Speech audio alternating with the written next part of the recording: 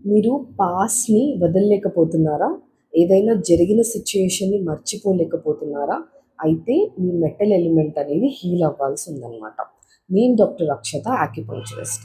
యాక్యుపంక్చర్‌లో metal element చాలా important. ఇది lung ఇంకా లార్జ్ ఇంటెస్టైన్‌ని నరిష్ చేస్తదనమాట.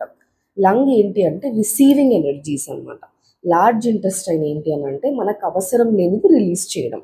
సేమ్ ఇప్పుడు మన నేచర్‌లో చూడండి, ఆటమ్ సీజన్ రాంగానే చెట్లు ఆ ఆకులని వదిలేస్తదనమాట. సేమ్ మన బాడీలో కూడా అంతే. మనంకి మనకి ఉన్న పాత పెయిన్స్, గిల్ట్, రిగ్రెట్ వదిలేయాల్సుంటది. చూడండి ఇప్పుడు నాకు ఆ రోజు ఆ జాబ్ వచ్చుంటే బాగుండు అని డైలీ దాని గురించి ఆలోచించడం.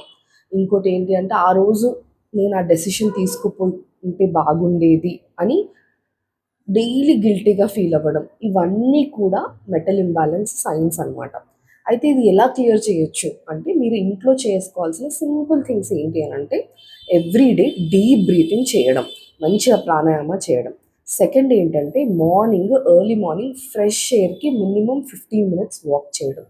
థర్డ్ ఏంటి అంటే డీక్లటరింగ్. మనకు అవసరం లేని, మనం వాడట్లేని వస్తువులని మనం డిస్కార్డ్ చేసేయడం.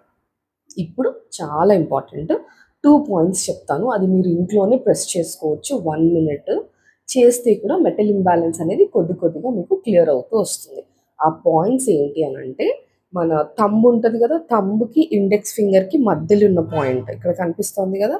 అది మీరు మంచిగా ఒక 1 మినిట్ 2 హ్యాండ్స్‌కి మీరు ప్రెస్ చేయొచ్చనమాట.